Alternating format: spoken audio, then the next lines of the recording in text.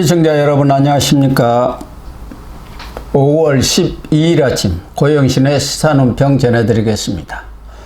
시청자 여러분, 오늘부터 6월 3일 21대 대통령 선거 전에 22일간 공식 선거운동에 막이 올랐습니다. 12.3 비상계엄 사태로 윤석열 전 대통령이 헌재로부터 탄핵 파면을 당해 치러지는 6.3 대선에는 민주당 이재명 후보, 그리고 국민의힘 김문수 후보, 개혁신당 이준석 후보 간 3파전으로 치러지게 됩니다.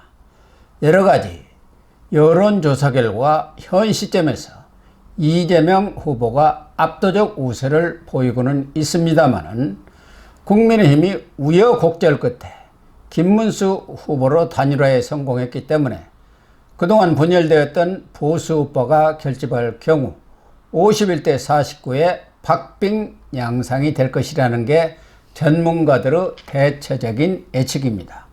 정치는 살아있는 생물이라고 말하는 것처럼 대선 기간 중에 어떤 예상치 못할 변수가 발생할지 예측할 수 없습니다. 과거 정동영 의원의 노인 폐마 발언 하나로 선거판이 완전 뒤집혀졌듯이 TV 토론 등을 통해 얼마든지 전세를 일거에 뒤집고 역전승을 거둘 가능성도 배제할 수 없습니다. 지금 예상처럼 이재명의 일방적 승리로 끝나지 않을 것이라는 얘기입니다.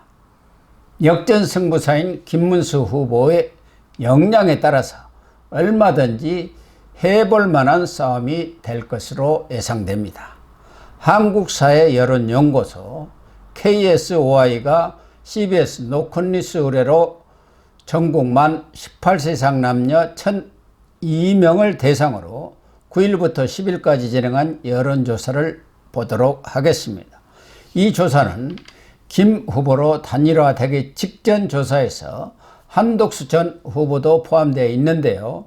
김 후보에 대한 국민의힘 내 선호도는 전주에 비해서 무려 21.8%가 상승한 44.1%로 나타났습니다. 김 후보가 상승세를 타고 있음을 여실히 보여주고 있습니다. 사자 가상 대결 결과를 보면 이재명이 45.9%로 선두를 차지했지만 한 전 후보 21.6%, 김 후보 19.9%, 이준석 후보 7.7%로 나왔습니다. 보수 후보 3사람을 합치면 49.2%입니다. 보수 후보가 빅텐트로 단일화된다면 얼마든지 승산이 없지 않다는 얘기입니다. 3자 가상 대결에서도 이재명 44.6%, 김문수 31.7%, 이준석 9.4%입니다. 김문수, 이준석 지지율을 합치면 41.2%로 근소한 차이밖에 나지 않습니다. 물론 보수 후보 단일화가 성사된다는 보장도 없고 설사 단일화가 이루어진다고 해서 단순히 산술적으로 합산한 결과가 나오지는 않을 것입니다. 그럼에도 불구하고 수치상 얼마든지 해볼 만한 싸움이 될 것이라는 것은 분명합니다. 정당 지지도에서도 민주당이 42.3%로 국민의힘 39.4%보다 소폭 앞선 정도입니다.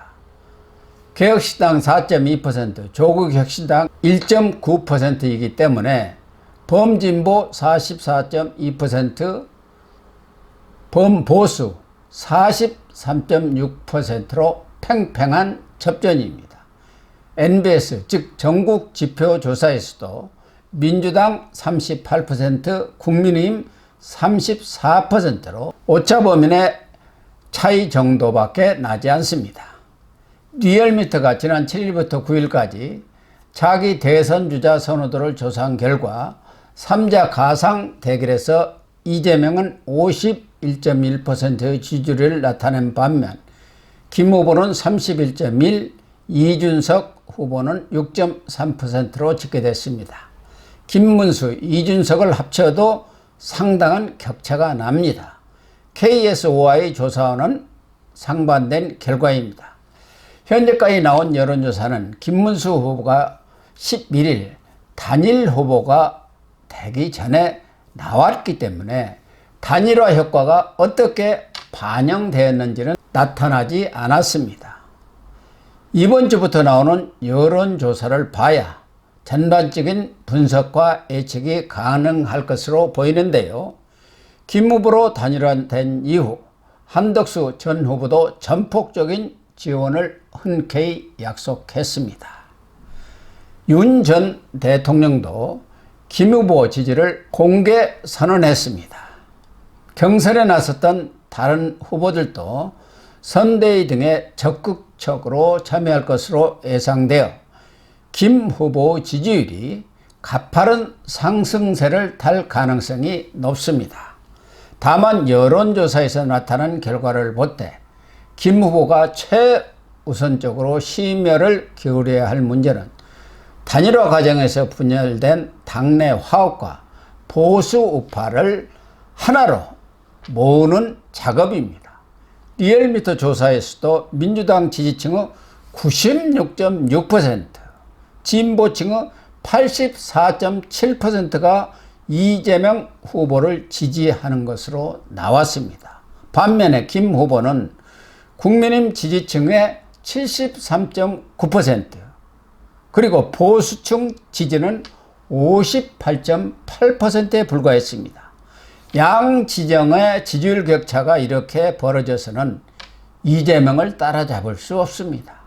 흔히 집토끼라 부르는 국민의힘 보수층의 지지를 하루속히 이재명 수준으로 끌어올리는 일이 급선무입니다. 또 하나는 늘 하는 얘기지만 대선 승부의 캐스팅 보트는 부동층으로 불리는 중도층, 무당층이 쥐고 있습니다. 이번 조사에서도 중도층은 이재명 지지율이 54.9%로 김문수 후보 24.3%보다 2배나 높습니다.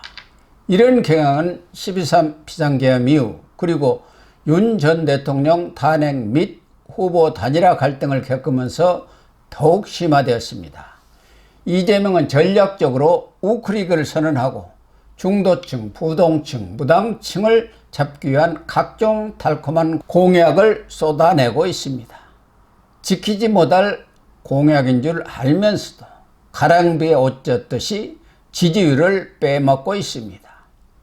김 후보가 얼마나 빨리 극우 이미지를 벗고 경제 활성화와 국민 통합, 나아가서는 개혁 같은 국면을 반전시킬 미래지향적 대형 아젠다를 던져서 주도권을 확보하느냐가 선거전의 핵심이 아닌가 합니다. 무엇보다 대선 승리를 위해서는 이준석 후보의 단일화가 필수적입니다. 일부 보수층에서는 이준석 후보에 대해 거부 반응을 보이고 있지만 대선전은 우선 이기고 봐야 합니다. 지고 나면 아무 소용이 없습니다. 이재명이 집권하면 어떤 가공할 세상이 펼쳐질지 뻔하지 않습니까? 승리를 위해서는 어제의 적과도 손을 잡는 것이 전쟁입니다. 이 후보가 쉽게 단일화에 응하지 않을 것으로 보이지만 그만큼 정성과 과감한 투자, 양보가 필요합니다. 지난 총선에서 예상을 깨고 화성 동탄에서 민주당과 국민의힘 후보를 물리치고 당선되었던 것처럼 이른바 동탄 모델을 꿈꾸고 있는 이준석을 끌어들이기 위해서는 이 후보가 김 후보와 손을 잡을 경우 대선 승리가 가능하다는 확신을 주어야 합니다. 그만큼 김 후보가 무슨 수를 쓰던 지지율을 빵빵하게 끌어올려야 한다는 뜻입니다. 이재명은 국민의힘이 대선 후보를 정하지 못해서 출발선상에도 서지 못하는 사이에 일찌감치 사전선거운동을 벌이면서 골목골목 바닥표까지 긁어 모으고 있습니다.